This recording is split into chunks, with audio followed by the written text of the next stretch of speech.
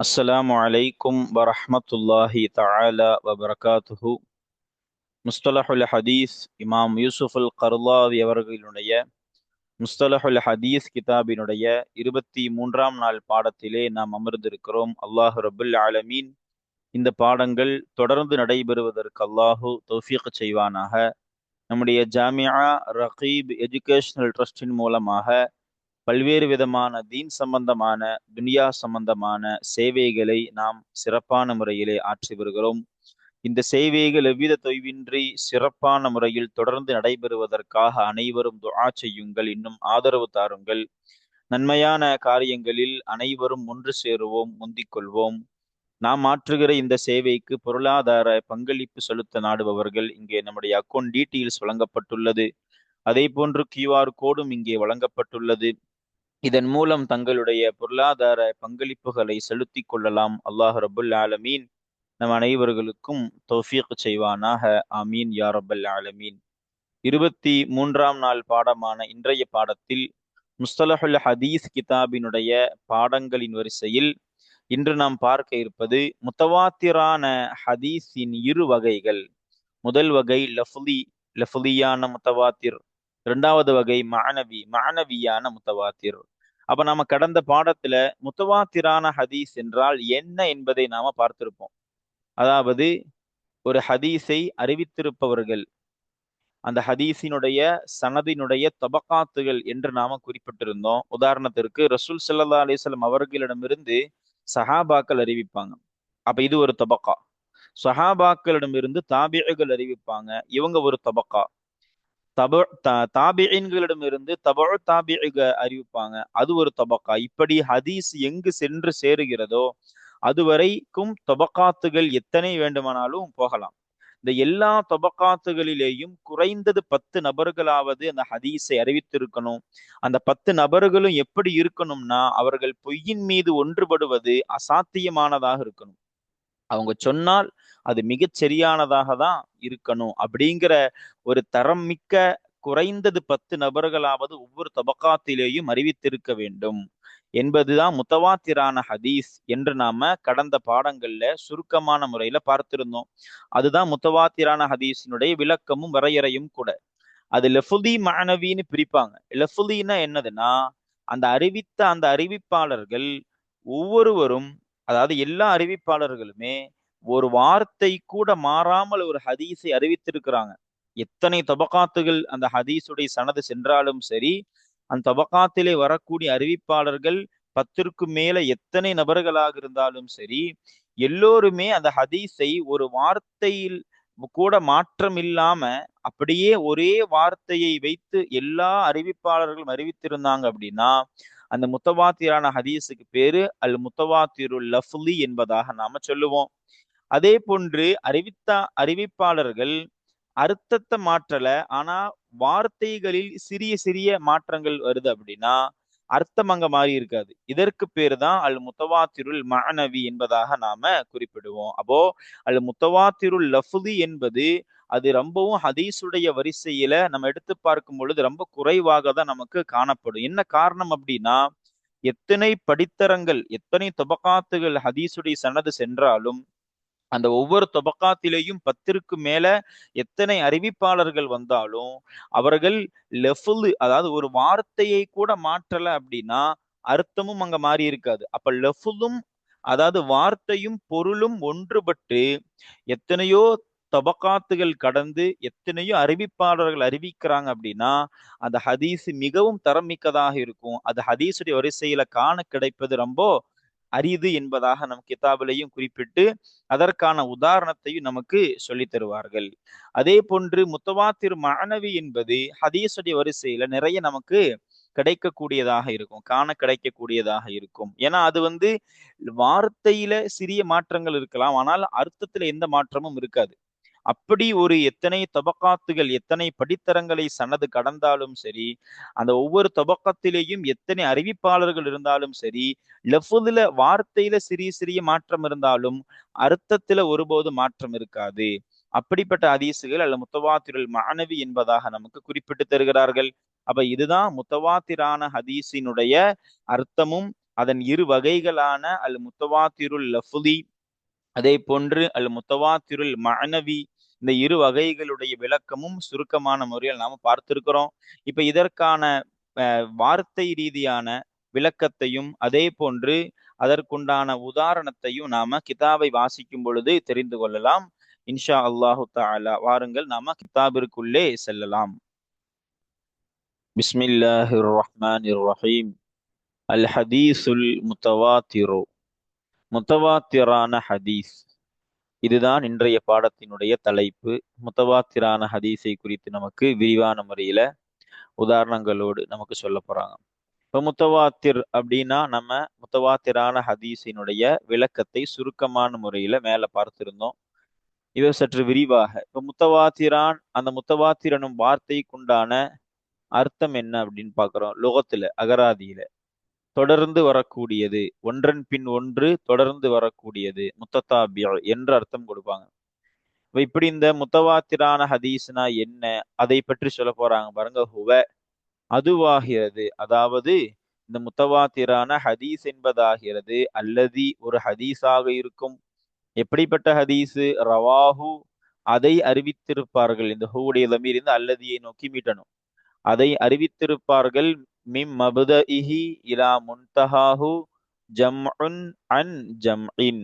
மிம் மபதஇஹி, அதனுடைய துவக்கத்திலிருந்து, அதனுடையனா இந்த ஹூடைய லமீர் இந்த அல்லதி, அதாவது ஹதீஸினுடைய துவக்கத்திலிருந்து, இலா முன்தஹாஹு, அதனுடைய இறுதி வரை, அதாவது அந்த இந்த ஹூடைய லமீரும் இந்த அல்லதியை நோக்கி மீட்டணும். அப்ப அந்த ஹதீஸினுடைய துவக்கத்திலிருந்து அந்த ஹதீஸினுடைய இறுதி வரை அந்த ஹதீஸை அறிவித்திருப்பார்கள். ஜம்உன், ஒரு கூட்டம் மக்கள், அன் ஜம்இன், ஒரு கூட்டம் மக்களை தொட்டும் அறிவித்திருப்பார்களே, அப்படிப்பட்ட ஒரு ஹதீஸாக இருக்கும். தாரிஃப் முடியல. அது எப்படிப்பட்ட கூட்டம் அறிவிச்சிருப்பாங்க அப்படின்னா, எஸ்தஹீலு எஸ்தஹீலு இத்திஃபாகுஹும் அலல் கிஸ்பி ஆதத்தன். எஸ்தஹீலு இத்திஃபாகுஹும், அவர்கள் ஒன்றுபடுவது அசாத்தியமானதை தேடும். அலா அலல் கிதுபி, பொய்யின் மீது அவர்கள் ஒன்றுபடுவது, ஆதத்தன் வளமையில் பொய்யின் மீது அவர்கள் ஒன்றுபடுவது என்பது அசாத்தியத்தை தேடுமே. அப்படிப்பட்டதான ஒரு கூட்டம் இன்னொரு கூட்டத்தை தொட்டும் அறிவித்திருப்பார்களே அந்த ஹதீஸை, அப்படிப்பட்ட ஹதீஸாக இருக்கும்.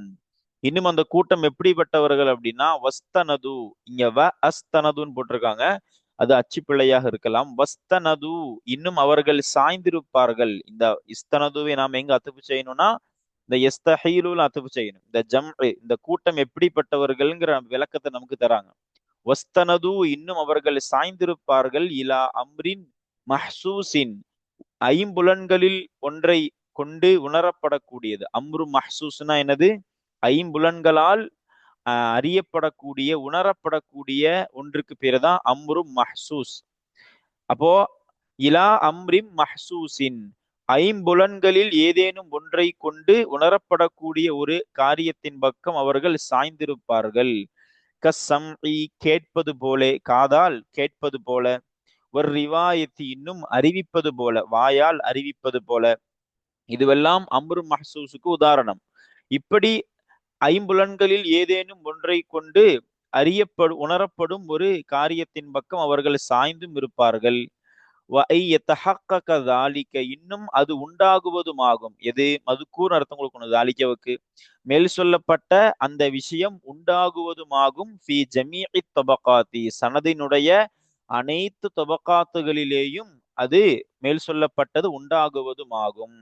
இதுதான் முத்தவாத்திரான ஹதீஸினுடைய வரையறை, தாரீஃபை நமக்கு சொல்லி கொடுத்திருக்கிறாங்க.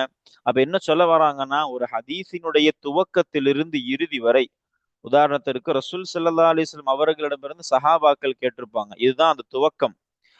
அதிலிருந்து இறுதி வரை எங்கு சென்று சேருகிறதோ அது வரையிலும் அறிவித்திருக்கக்கூடிய மக்கள் ஒரு கூட்டமா இருப்பாங்க. அந்த கணக்கு நம்ம மேல சொன்னோம். 10 நபர்கள் குறைந்தது இருக்கணும் அப்படின்னு சொல்லியிருந்தோம். அந்த 10 நபர்கள் எப்படி இருக்கணும்னா, அவர்கள் எல்லோரும் பொய்யின் மீது ஒன்று சேருதல்ங்கிறது முஹால். முஹால்னா அசாத்தியமானது, நடைபெற முடியாத, சாத்தியமற்ற ஒன்று. இன்னும் அவர்கள் மஹசூசான் அம்ரின் பக்கம் சாய்ந்திருப்பார்கள்னா, நேரடியாக கேட்டு நேரடியாக அறிவித்தும் இருப்பார்கள். இது ஒரே ஒரு தொபக்கத் என்று அல்ல, ஹதீஸ் எத்தனை தொபக்காக்களை கடக்குகிறதோ, நம்ம மேல தொபக்காத்துனா என்ன என்பதை பற்றி எல்லாம் நாம விரிவான முறையில சொல்லியிருந்தோம். தொபக்காத்துகள் எத்தனை வருதோ, உதாரணத்துக்கு சஹாபாக்கள் அப்படிங்கிறது ஒரு தொபக்கத்து, அவர்களிடமிருந்து கேட்கக்கூடிய தாபிகள் ஒரு தொபக்கத்து, அவர்களிடமிருந்து கேட்கக்கூடிய தவழ் தாபியன்கள் ஒரு தபக்கத்து, இப்படி எத்தனை தபக்காத்துகள் போனாலும் எல்லாவற்றிலேயும் இந்த காரியம் பேணப்பட வேண்டும். இப்படிப்பட்ட ஹதீஸுக்கு பேர் தான் அல் ஹதீசுல் முத்தவாத்திர் என்பதாக நமக்கு சொல்லி தராங்க. அதை தொடர்ந்து சொல்றாங்க பாருங்க, வஹுவ, இன்னும் அதுவாகிறது, அதாவது இந்த முத்தவாத்திரான ஹதீஸ் ஆகிறது நவ்ஆனி, இரு வகைகளாக இருக்கின்றது. இரு வகைகள் என்ன? முத்தவாத்திருன் லஃப்லியுன் வ முத்தவாத்திருன் மஅனவியுன். லஃப்லியான முத்தவாத்திர், மஅனவியான முத்தவாத்திர் என்பதுதான் இதற்குண்டான விளக்கம். நமக்கு லஃப்லிக்கு நாம் அர்த்தம் வைக்க தேவையில்லை, அதை பற்றி நமக்கு தாரீஃப் ரீதியாக வரையறை சொல்லி நமக்கு விளக்குவாங்க பாருங்க. அல் முத்தவாத்திருல் லஃப்லியு, லஃப்லியான முத்தவாத்திர் என்பதாகிறது. அப்ப லஃப்லியான முத்தவாத்திரான ஹதீஸ் என்பதாகிறது ஹுவ, அதுவாகிறது. இந்த ஹுவுடைய லமீர் என்றால் முத்தவாத்திர் லஃப்லியை நோக்கி மீட்டணும். லஃப்லியான முத்தவாத்திரான ஹதீஸ் ஆகிறது ஐயுர்வா, அறிவிக்கப்படுவதாகும். இங்க யாக்கு புள்ளி வச்சிருக்கிறாங்க, இது அச்சுப்பிழையாக இருக்கும். ஐயுர்வா என்றுதான் நம்ம வாசிக்கணும். அந்த ஹதீஸ் அறிவிக்கப்படுவதாகும். ஃபி ஜமீஇ தபகாத்திஹி, அந்த ஹதீஸினுடைய அனைத்து தபகாத்திலேயும். தபஹீவுடைய லமீரு இந்த ஐயுருவய என்பதனுடைய நாய்பு ஃபாயிலாக எதை வச்சோமோ அந்த ஹதீஸ் தான். அந்த ஹதீஸினுடைய அனைத்து தொபக்காத்துகளிலேயும், அதாவது படித்தரங்களிலேயும் அந்த ஹதீஸ் அறிவிக்கப்படுவதாகும். பிலஃப்லின் வாஹிதீன், ஒரே லெஃப்லை கொண்டு, ஒரே வார்த்தையை கொண்டு அறிவிக்கப்படுதலாகும். அப்ப என்ன சொல்ல வராங்க, நான் எத்தனை தொபக்காக்கள் கடந்தாலும் ஒவ்வொரு தொபக்காத்திலேயும் இத்தனை நபர்கள் இருக்கணும் அப்படின்னு மேல குறிப்பிட்டிருந்தோம். எல்லோரும் அறிவிப்பது ஒரே வார்த்தையாக இருக்கணும், வார்த்தையில கூட சிறிய அளவு கூட மாற்றம் இருக்காது. இதற்கு பேர் தான் முத்தவாத்திருல் லஃப்லி என்பதாக நமக்கு குறிப்பிட்டு தராங்க. அதற்கு ஒரு உதாரணம் சொல்றாங்க பாருங்க, மிசாலு ஹதீஸின். அப்போ இங்க மிசாலுஹு நாங்க ஒரு முபத்ததா போகப்பட்டிருக்கோம். இந்த முத்தவாத்திருல் லஃப்லியான ஹதீஸினுடைய உதாரணம் ஆகிறது மிசாலு ஹதீஸின் ஆத்தி என்று அர்த்தம் வைப்போம். பின்வரும் ஹதீஸை போன்றாக, ஹதீஸின் ஹதீஸை போன்றாக இருக்கும். அப்ப பாருங்க என்ன சொல்றாங்க, பின்வரும் ஹதீஸ் என்ன? மன் கதப அலைய முத்தஅம்மிதன் என்று வரணும். இங்க அச்சுப்பிழையாக து என்று வந்திருக்கு. முத்தஅம்மிதன் ஃபல் யதபவ்வ மக்அதஹு, இந்த தாலுக்கு நஸ்பு வரணும். அச்சுப்பிழையாக ரஃபா வந்திருக்கு, லம்மத்தை கொடுத்திருக்காங்க, அதை நீக்கணும். மினன் நாரி. அப்ப பாருங்க, மன் கதப அலைய, என் மீது யார் பொய் சொல்வாரோ, முத்தஅம்மிதன் வேண்டுமென்று, ஃபல்யதபவ்வ மக்அதஹு, அவர் தயார் செய்து கொள்ளட்டும் தன்னுடைய இருப்பிடத்தை, மினன் நாரி, நரகத்திலிருந்து உண்டான தன் இருப்பிடத்தை அவர் தயார் செய்து கொள்ளட்டும் என்பது ஹதீஸ். இந்த ஹதீஸ் தான் அல் முத்தவாத்திருல் லஃப்லி என்னும் அந்த ஹதீஸிற்கு ஒரு உதாரணமா இருக்கு. ஏன்னா பாருங்க, ஃபக்கது ரவாஹு, திட்டமாக இந்த ஹதீஸை அறிவித்தார்கள். இந்த ஹூடைய லமீர் நாம இந்த ஹதீஸை நோக்கி எடுக்கணும். இந்த ஹதீஸை திட்டமாக அறிவித்தார்கள். வ நகலஹு, இன்னும் அந்த ஹதீஸை அறிவித்தார்கள். இந்த ஹூடைய லமீர் இந்த ஹதீஸ் தான். நகலவுக்கு ரவா இன்னும் அர்த்தம் கொடுக்கலாம். அப்ப திட்டமாக இந்த ஹதீஸை அறிவித்தார்கள். அன்ஹும் பிலஃப்லிஹி அததுன் அக்ஸரு மின் சபஈன ஸஹாபியன். அன்ஹும் அப்படின்னு இங்க வந்திருக்குது. இங்க வந்து அன்ஹும் என்று வருவதை விட அன்ஹு என்பதுதான் சரியா இருக்கும். அச்சுப்பிழையாக அன்ஹும் என்று வந்திருக்கலாம். என்ன காரணம் அப்படின்னா, இங்க சொல்லுவாங்க 70 சஹாபாக்களை விட அதிகமான எண்ணிக்கை கொண்டவர்கள் இந்த ஹதீஸினுடைய இந்த வார்த்தையை கொண்டே அறிவித்தார்கள். அன்ஹும்னா அவர்களை தொட்டும்னு வரும். அவர்கள் யாருன்னு பார்க்க முடியாது. ஏன்னா சஹாபாக்கள் அறிவிக்கிறாங்க அப்படின்னா அவங்க ரசூல் ஸல்லல்லாஹு அலைஹி வஸல்லத்தை தொட்டு தான் அறிவிப்பாங்க. அப்ப அன்ஹு என்று முஃப்ரதான லமீர் வருவதுதான் பொருத்தமாக இருக்கும். இங்கே பன்மையாக வந்தது அச்சுப்பிழையாக இருக்கலாம். பாருங்க, அன்ஹு, அப்ப ரசூல் ஸல்லல்லாஹு அலைஹி வஸல்லத்தை தொட்டும் இந்த ஹதீஸை அறிவித்தார்கள். பிலஃப்லிஹி, அந்த ஹதீஸினுடைய வார்த்தையை கொண்டே, இந்த வார்த்தையை கொண்டே அறிவித்தார்கள். யாரு?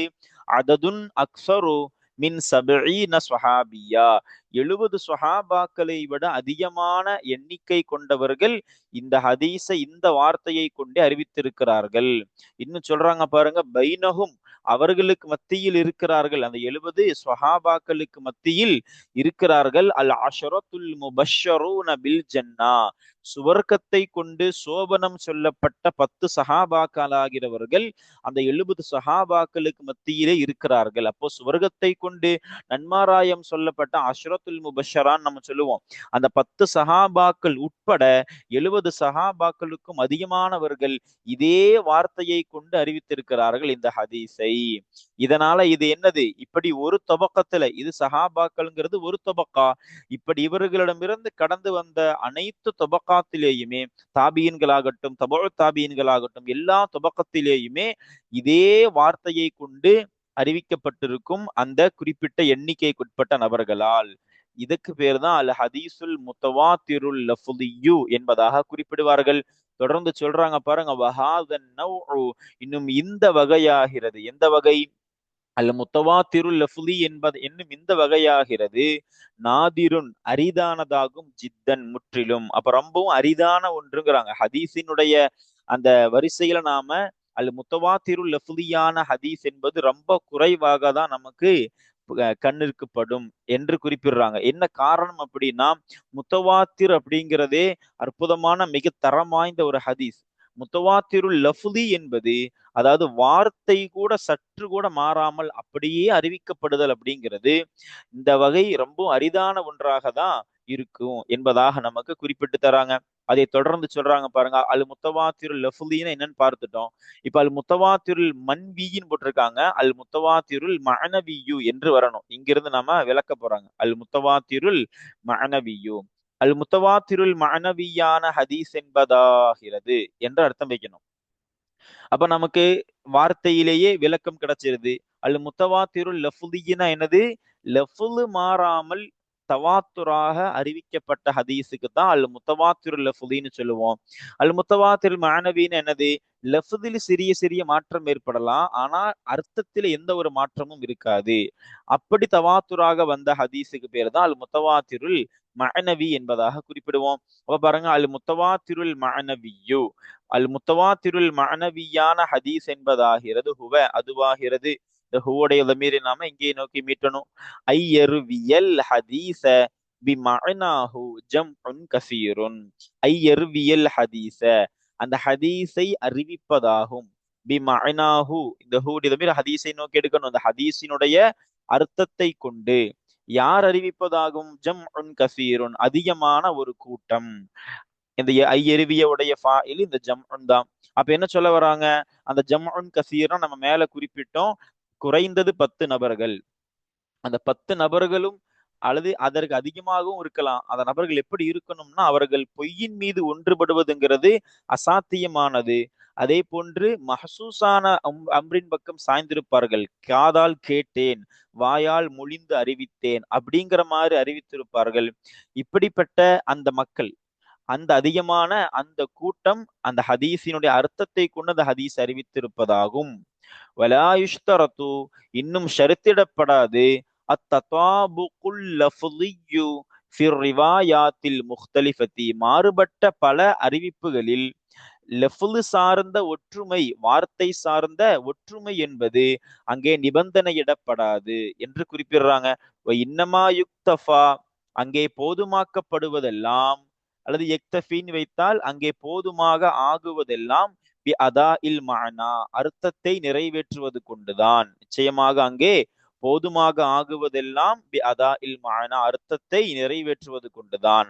அப்ப பல ராவிகள் அறிவித்திருப்பாங்க, ரிவாயாத்துகள் மாறி இருக்கும், ஆனால் லெஃப்ல அங்க ஒற்றுமை இருக்காது, அர்த்தத்துல ஒற்றுமை இருக்கும். அதாவது வார்த்தையில ஒற்றுமை இருக்காது. வார்த்தையில ஒற்றுமை இருக்கிறது இங்க எங்க அல் முத்தவாத்திர் லஃபுதில தான். அல் முத்தவாத்திருல் மஅனவில வார்த்தை சார்ந்த ஒற்றுமை இருக்காது. சில சில எழுத்துக்கள் வார்த்தைகள் மாறி வரும், ஆனா அர்த்தம் ஒன்றாக இருக்கும். இதுதான் அல் முத்தவாத்திருல் மஅனவி என்பதாக நமக்கு குறிப்பிட்டு தராங்க. வஹாதன் நவ்உ, இன்னும் இந்த வகையாகிறது. எந்த வகை? அல் முத்தவாத்திருல் மஅனவின்னு குறிப்பிட்டாங்களா இல்லையா? அந்த வகையாகிறது. கசீருன் அதிகமாக இருக்கும், ஜித்தன் முற்றிலும், அப்ப மிகவும் அதிகமாக இருக்கிறது. அப்ப முத்தவாத்திருல் லஃப்தியான ஹதீஸுகள் தான் ரொம்ப அரிதாக குறைவாக இருக்கும். இந்த மஅனவியான முத்தவாத்திரான ஹதீஸ் என்பது அதிகமாக தான் இருக்கும் ஹதீஸுடைய வரிசையில என்பதாக குறிப்பிட்டுட்டு ஒரு சில உதாரணங்கள் நமக்கு சொல்றாங்க பாருங்க. வமின் அம்சிலதிஹி அஹாதீசு ரஃபில் யதைனி ஃபித் துஆஇ. வமின் அம்சிலதிஹி, இன்னும் அதனுடைய உதாரணங்களிலிருந்தும் உள்ளதாக இருக்கும். எதனுடைய? இந்த ஹாவுடைய லமீரை இந்த அந்நௌஐ நோக்கி நம்ம மீட்டணும். அப்ப அந்த இந்த வகை, அதாவது அல் முத்தவாத்திருல் மஅனவியான வகையினுடைய உதாரணங்களிலிருந்தும் உள்ளதாக இருக்கும். அஹாதீசு ரஃபில் யதைனி ஃபித் துஆஇ, துஆவிலே இரு கைகளை உயர்த்துவதினுடைய ஹதீசுகளாகிறது. அப்ப துஆல ரெண்டு கைகளை உயர்த்துவது சம்பந்தமான ஹதீசுகள், அது இதற்குண்டான உதாரணம். எதற்கு? அல் முத்தவாத்திருல் மஅனவியான இந்த ஹதீஸ் அந்த வகைக்கான உதாரணங்களிலிருந்தும் உள்ளதாக இருக்கும். ஃபகது ருவிய அனின் நபியி ஸல்லல்லாஹு அலைஹி வஸல்லம, எனவே திட்டமாக ருவிய அறிவிக்கப்பட்டுள்ளது, அனின் நபியி ஸல்லல்லாஹு அலைஹி வஸல்லம், நபி ஸல்லல்லாஹு அலைஹி வஸல்லம் அவர்களை தொட்டும் திட்டமாக அறிவிக்கப்பட்டுள்ளது. நஹவு மிஅத்தி ஹதீஸின், 100 ஹதீஸ் போன்றவைகள் நபி ஸல்லல்லாஹு அலைஹி வஸல்லத்தை தொட்டும் அறிவிக்கப்பட்டுள்ளது. ஃபீஹா, அதிலேனா இந்த துஆவிலே இரு கைகளை உயர்த்துவது என்னும் மஸ்அலாவிலே என்று அர்த்தம் வைக்கணும். அப்பதான் அந்த ஹாவுடைய லமீர் சரியான முறையில மீளும். அப்ப துஆல கையை ரெண்டு கைகளை உயர்த்துவது என்பதை குறித்ததான இந்த மஸ்அலாவிலே ரசூல் ஸல்லல்லாஹு அலைஹி வஸல்லத்தை குறித்தும் 100 ஹதீஸ் போன்றவைகள் அறிவிக்கப்பட்டுள்ளது. எப்படி அறிவிக்கப்பட்டிருக்கு?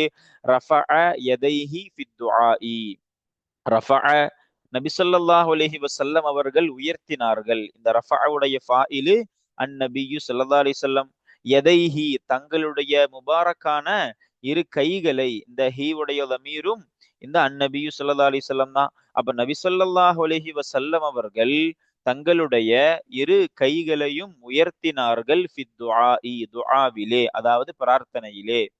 இந்த அத்துஆ அதாவது பிரார்த்தனையிலே. அப்ப இதுதான் ஹதீஸ், இப்படிதான் அறிவிக்கப்பட்டிருக்குது. இந்த ஹதீஸ் எதற்குண்டான உதாரணம்? அல் முத்தவாத்திருல் மஅனவி என்பதற்குண்டான உதாரணங்களிலிருந்தும் உள்ளது என்று குறிப்பிடுறாங்க. வ ஹதீசு வ ஹதீசுல் மஸ்ஹி அலல் குஃபைனி, இந்த ஹதீசுவை நாம் எங்க அத்துப்பு செய்யணும் அப்படின்னா இந்த அஹாதீசூல் அத்துப்பு செய்யணும். அப்ப அர்த்தம் எப்படி வரும் பாருங்க. அதனுடைய, அதாவது அல் முத்தவாத்திருல் மஅனவியான வகையினுடைய ஹதீஸினுடைய உதாரணங்களிலிருந்தும் உள்ளதாக இருக்கும். ஹதீசுல் மஸ்ஹி அலல் குஃபைனி, இரு குஃபுகள், அதாவது இரு மோஜாக்களின் மீது தடவுவது, மசஹ செய்வதனுடைய ஹதீஸாகிறது அந்த முத்தவாத்திரான மஅனவியான ஹதீஸினுடைய உதாரணங்களிலிருந்தும் உள்ளதாக இருக்கும். அது என்ன ஹதீஸ் பாருங்க. ஃபகது ரவா, திட்டமாக, எனவே திட்டமாக அறிவித்தார்கள். சபூன மின் அஸ்ஹாபிர் ரசூலி ஸல்லல்லாஹு அலைஹி வஸல்லம், நபி ரசூல் ஸல்லல்லாஹு அலைஹி வஸல்லம் அவர்களினுடைய தோழர்களிலிருந்து 70 நபர்கள் அறிவித்தார்கள். என்னன்னு அறிவித்தார்கள்? அன்னஹு, நிச்சயமாக அவர்கள் ஆகிறவர்கள். யாரு? இந்த ஹூடைய லமீர் எங்க மீட்டணும்? நாம ரசூல் ஸல்லல்லாஹு அலைஹி வஸல்லத்தை நோக்கி மீட்டணும். நிச்சயமாக நபி ரசூல் ஸல்லல்லாஹு அலைஹி வஸல்லம் ஆகிறவர்கள் கான ஆகியிருந்தார்கள், எம்சஹு மசஹ செய்பவர்களாக, தடவுபவர்களாக, அலல் குஃபைனி இரு மோஜாக்களின் மீது. அப்போ ஒதுவுடைய சமயத்துல குஃபின் மீது மசஹ செய்யலாம். இது ஃபிக்ஹ் ரீதியான மஸ்அலாவை பற்றி பேசக்கூடிய ஹதீஸ். அப்ப இப்படி எனது நபி ஸல்லல்லாஹு அலைஹி வஸல்லம் அவர்கள் இரு மோஜாக்களின் மீது தடவுபவர்களாக, மசஹ செய்பவர்களாக ஆகியிருந்தார்கள் என்று சஹாபாக்களிலிருந்து 70 நபர்கள் அத்திட்டமாக அறிவித்துள்ளார்கள். அப்ப இந்த ஹதீஸ் எதனுடைய உதாரணம்? முத்தவாத்திருல் மஅனவியான ஹதீஸினுடைய உதாரணங்களில் இருந்தும் உள்ளது என்று இங்க நமக்கு குறிப்பிட்டு தராங்க. இனி இதை தொடர்ந்து நிறைய ஹதீஸுகளை இதற்குண்டான உதாரணமாக நமக்கு சொல்ல இருக்கிறார்கள். அப்ப இன்றைய பாடத்திலே நாம பார்த்த விஷயம் என்ன அப்படின்னா, அல் முத்தவாத்திர் முத்தவாத்திரான ஹதீஸ்னா என்ன என்பதை நாம பார்த்தோம். அதை தொடர்ந்து அல் முத்தவாத்திரான ஹதீஸை 2 வகையாக பிரியும். லஃப்லியான அதாவது வார்த்தை ரீதியான முத்தவாத்திர், அதே போன்று அர்த்தம் ரீதியான முத்தவாத்திர் என்பதாக ரெண்டு வகையாக பிரிச்சு கொடுத்தாங்க. வார்த்தை ரீதியான முத்தவாத்திர்னா என்ன? ஒரு முத்தவாத்திரான ஹதீஸ்னா என்னன்னு நாம சொன்னோம். ஒரு கூட்டம் உலமாக்கள் அறிவிப்பார்கள் எல்லா தபக்கத்திலேயும். அந்த கூட்டம் எப்படி இருப்பாங்க அப்படின்னா, அவர்கள் பொய்யின் மீது ஒன்றுபடுவது அசாத்தியமானது. அப்படிப்பட்ட மேன்மக்களாக இருக்கக்கூடிய அறிவிப்பாளர்கள் ஹதீஸினுடைய சனதினுடைய எல்லா தபக்கத்திலேயும் அறிவித்திருப்பார்கள். குறைந்தது அவங்க 10 நபர்களாவது இருக்கணும். அப்படிப்பட்ட அந்த முத்தவாத்திர் ஒவ்வொரு நபர்களும் அறிவித்த அந்த ஹதீஸ் வார்த்தை கூட மாறாமல் வந்தால், வார்த்தையிலே ஒற்றுமை அங்கு பேணப்பட்டிருந்தால் அது லஃப்லியான முத்தவாத்திர்னு குறிப்பிட்டோம். அதே போன்று வார்த்தைகள் கொஞ்சம் அப்படி இப்படி மாறும், ஆனால் அர்த்தம் ஒருபோதும் மாறாது. அப்படி இருக்குமானால் அதுக்கு மானவியான முத்தவாத்திர்னு மேல நமக்கு விளக்கம் கொடுத்திருந்தார்கள். அதற்கான உதாரணத்தையும் நாம இன்றைய பாடத்துல பார்த்தோம். இன்ஷா அல்லாஹ் இனி வரும் பாடத்துல தொடர்ந்து வரக்கூடிய உதாரணங்களையும் அதை பற்றிய இன்னும் சில விஷயங்களையும் நாம பார்ப்போம் இன்ஷா அல்லாஹு தஆலா. அஸ்ஸலாமு அலைக்கும் வரஹ்மத்துல்லாஹி தஆலா வபரகாத்துஹு.